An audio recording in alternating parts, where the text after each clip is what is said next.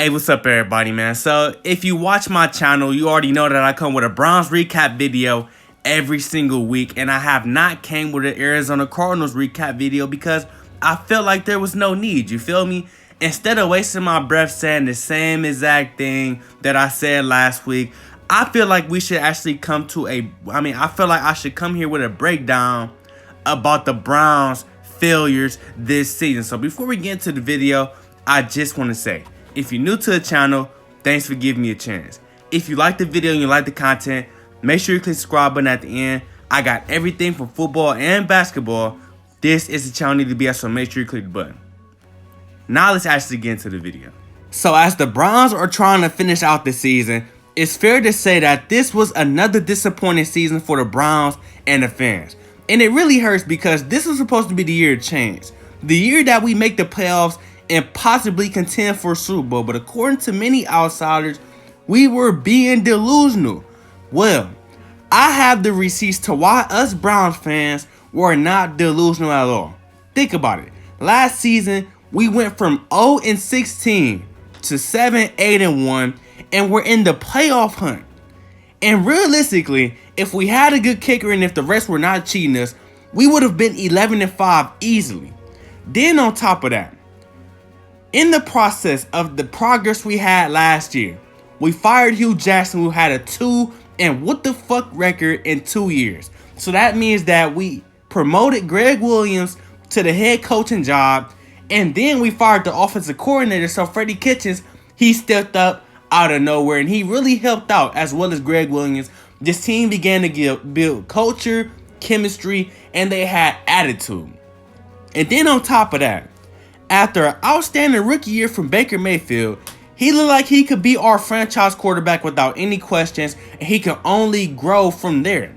Then on top of that, Nick Chubb, he showed that if he gets the touches and if he remains healthy, because we know that he was getting injured in college, he can be a dominant back for the Cleveland Browns. Now, I didn't know he would be this dominant, but we knew he can be dominant. Then we look at the defensive side of the ball. We got guys like Denzel Ward, Joe Schobert, Christian Kirksey, Demarius Randall, Larry Ogunjobi, Myles Garrett, and Terrence Mitchell, all playing great defense, all playing good football. And then you got the guys like Jannard Avery, Rashard Higgins, Antonio Callaway, and Duke Johnson, who are also key players to our future in that season last year. Since there were obvious additions coming in the offseason, we were arguably already playoff contenders going into the season. But when those additions were Odell Beckham Jr., Oliver Vernon, Greedy Williams, Kareem Hunt, Sheldon Richardson, Mack Wilson, and a few more guys just to add depth, it was confirmed that we can go the distance this year. But guess what happened?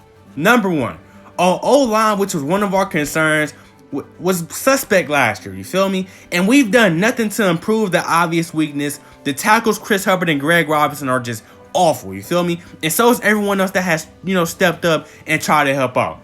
I thought Greg Robinson can build on the small success he had last year, reviving his career, but he has not done that. He's reverted to himself. But I do want to give props to Wyatt Teller for stepping in at the right guard position, another weakness, and just trying, you feel me? I give him his props for that, but at the end of the day, it's not really enough. Then when you look at Freddie Kitchens was never qualified for the head coaching job in the first place, and he has proven every single reason why. I could write a chapter on why this man should not be a head coach anywhere. I wouldn't even trust him in Pop Warner, and here's why. He struggles to use talent. He got one of the best wide receiving corps in the league. One of the best, you feel me? And the play calling and design is terrible. He wants to be pass heavy with a struggling quarterback, Baker Mayfield, and we have a running back that is leading the league in rushing yards, and he just does not want to run the ball and play through our strengths. Then on top of that, he lacks basic football common sense. Like I said, when you got the number one running back in the league, why are you not giving him the ball when you need to give him the ball? Why are we running Hail Marys on fucking our 2-yard line? Why are we running the halfback draw on 4th and 9 on national TV? It's just the things like that. And then he throws the challenge flash for no reason. It's just the things like that, you feel me? He fails the game plan. Like, everything could be right there in his face. Everybody knows that the Bengals were last at stopping the run.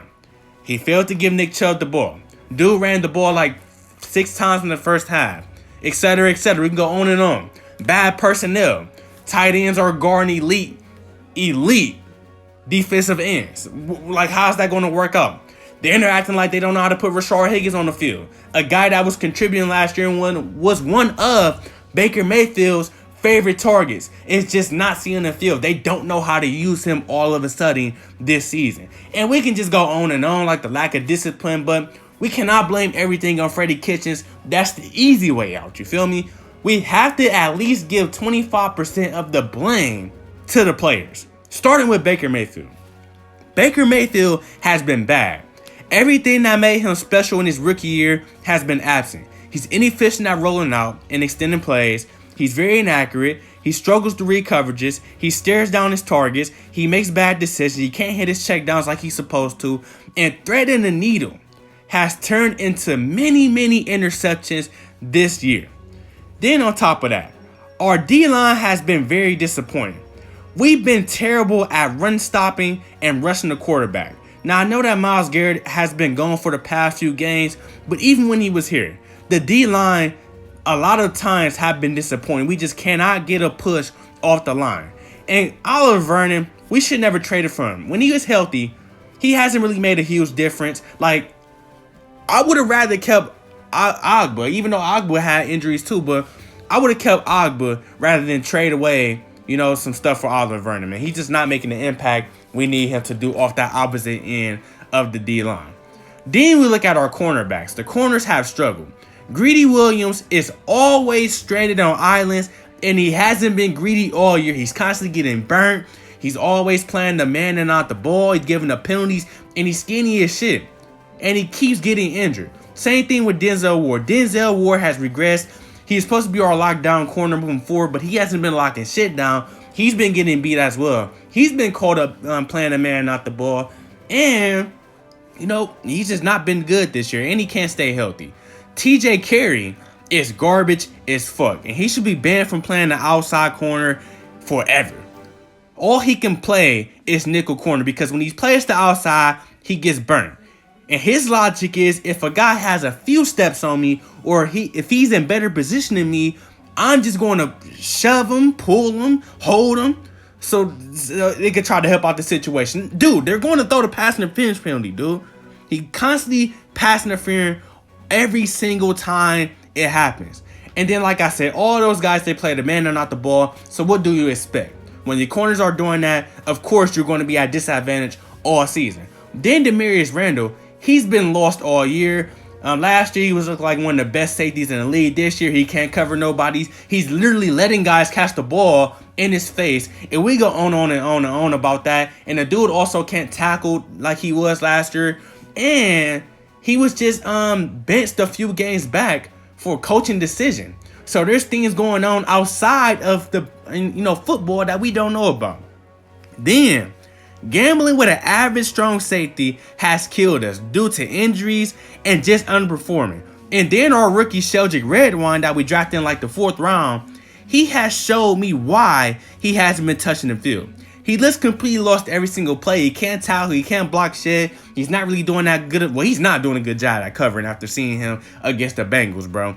He's not ready. He needs more work. He needs to just focus on making the roster next year. Then you look at Antonio Callaway. He turned to elite smoker and he got cut. And plus, he was dropping passes once again this year anyway. So I don't care about him, but he was a part of our plan. And then on top of that, penalties have killed us in important games and moments. And just lack of discipline has killed us.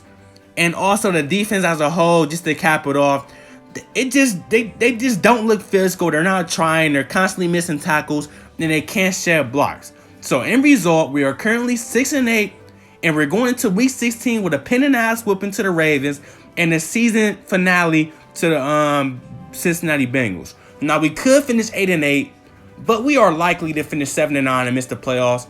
And like I said, this is a disappointment. And moving forward, we have to fire Freddie Kitchens. Forget all this. He's a first-year guy. He needs more experience. Fuck that. If you don't have common sense football knowledge, you do not need to be the man at least at the head job. I don't care if anybody else is calling plays. He gotta go. He's just not it for us. He can't be here. Then on top of that, we don't have time to sit around and develop a coach. It's time for us to make something happen while we have a talented roster right now. The Cleveland Browns, we never had a roster this good ever. You feel me? So it's time for us to take advantage. Make sure you bring someone in that knows how to work with talent, develop players, and could discipline a team.